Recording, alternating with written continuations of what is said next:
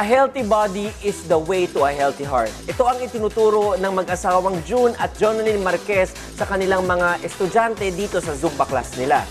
Tingnan nga natin kung paano nabuo ang tandem ni June at Jonalyn bilang mag-asawa at bilang mag-workmates.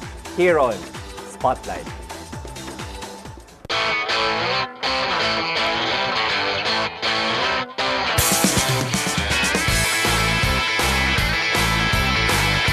I'm Reggie Tongol, a lawyer by profession, TV host by advocacy. I'm William Theo. I am a journalist, a commercial model, and also a realtor.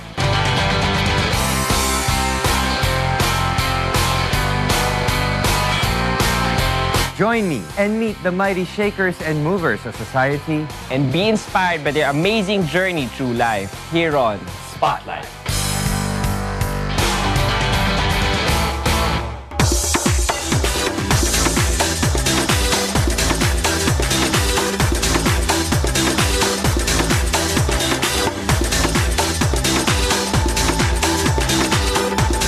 Year 1980 is the period when timeless songs were composed. It is also the time when people love to move their feet and bodies to dance along with groovy music. Jonalyn Larabiete and June Marquez were part of a popular dance group called the Octoarts Dancers. Jonna was into jazz while June was into breakdancing.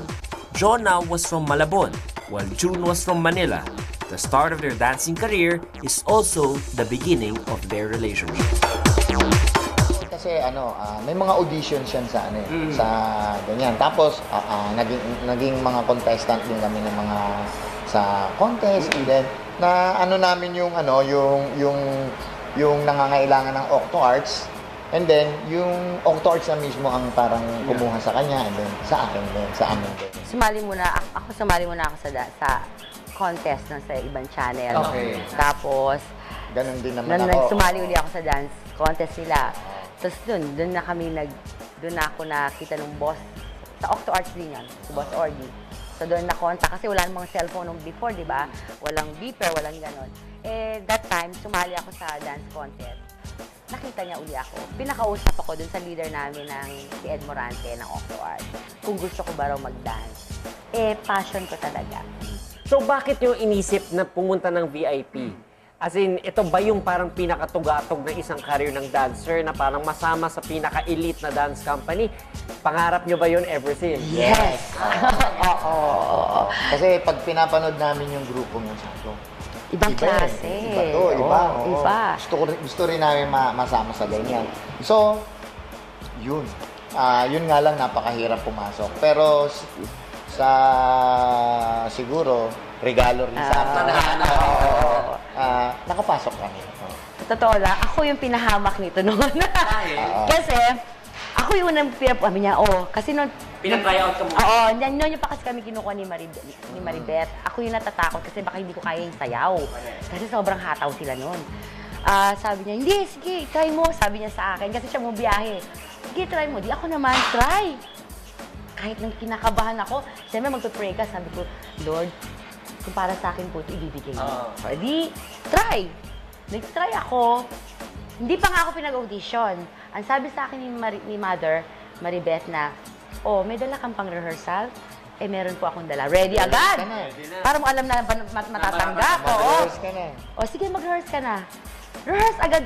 Concert ni Marimar. Oo, sa Araneta yon. Eh, puro hatawan sayaw. Kaya after nung rehearsal na yon, galit na galit ako. Ako nasa kantin lang ako na.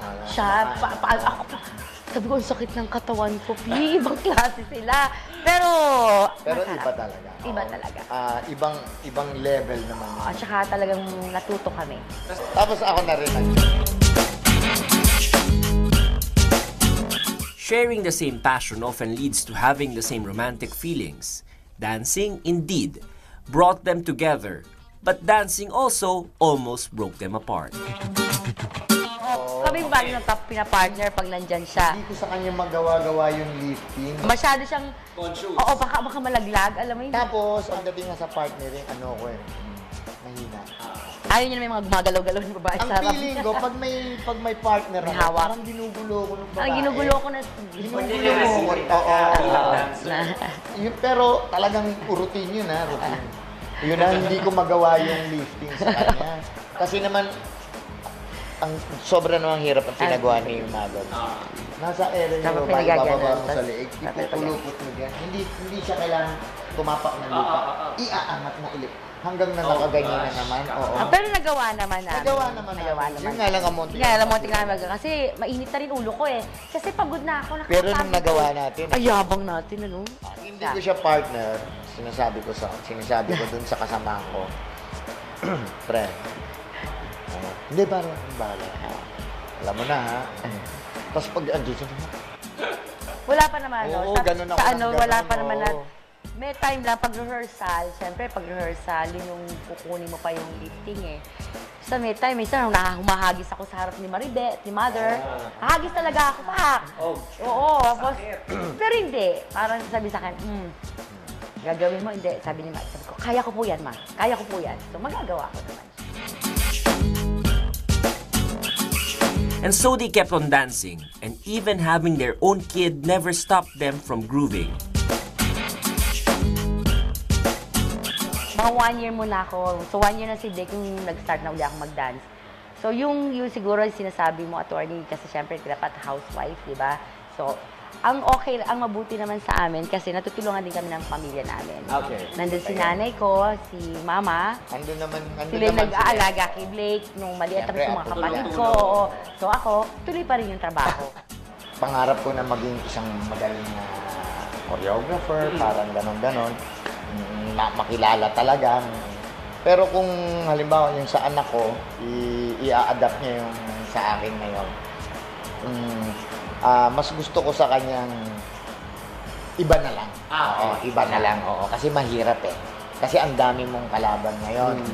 Bukod doon, kasi na-experience namin yung mahirap eh. Mahirap talaga. Oo, mahirap pa.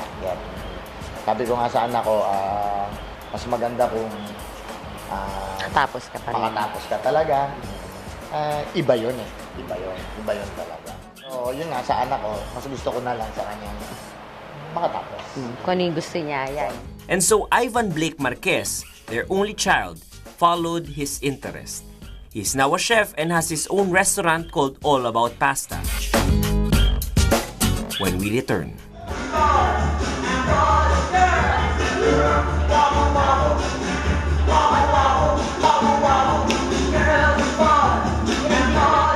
Ito yung pagmamalaki ko na naging successful ako. In a way na na-maintain ko ang relationship namin magmula umpisa hanggang ngayon.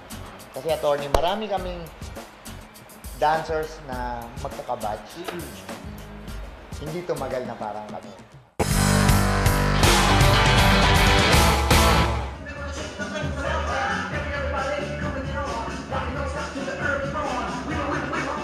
Ano yung ng mga dancers dito sa Pilipinas, no?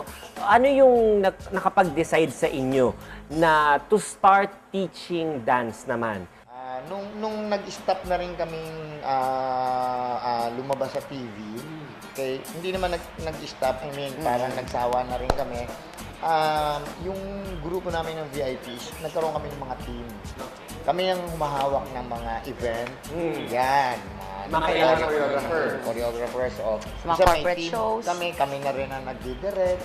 Lahat, FD, kompleto na yon. Tapos hanggang sa, eto na nga sabi na, gusto, share naman kaya natin Yung mga talent tututunan natin. Hanggang eto ng Zumba na to. Sige, try natin yan. Mukhang okay, ibang dating Iba naman. naman. Yun na nga, parang mas masaya eh. Kasi bukod sa nakakatulong ka pa sa clients, sa mga tao, Magpapayat. at the same time, healthy job para sa akin. Parang fulfillment din sa amin na makita sila na, uy, in 6 months talagang Pumayat. nag-reduce ka. Oo, ganon. Parang iba naman, ibang samahan naman yun. Kasi Oo. physically nila, Oo. nag-iiba eh, di ba? Yung kasi Iba yung minsan, aura. iba yung aura nila, nagmumukha silang bata.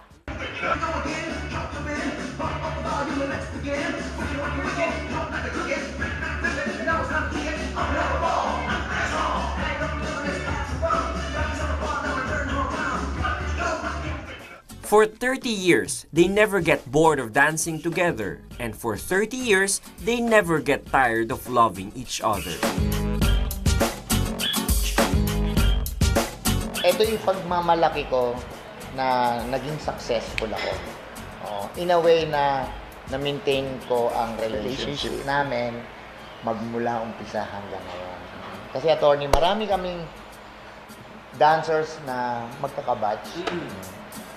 Hindi tumagal na parang kami. Sa gabi-gabi na prayers namin, syempre, yun din, yung maging strong yung relationship namin. Yeah.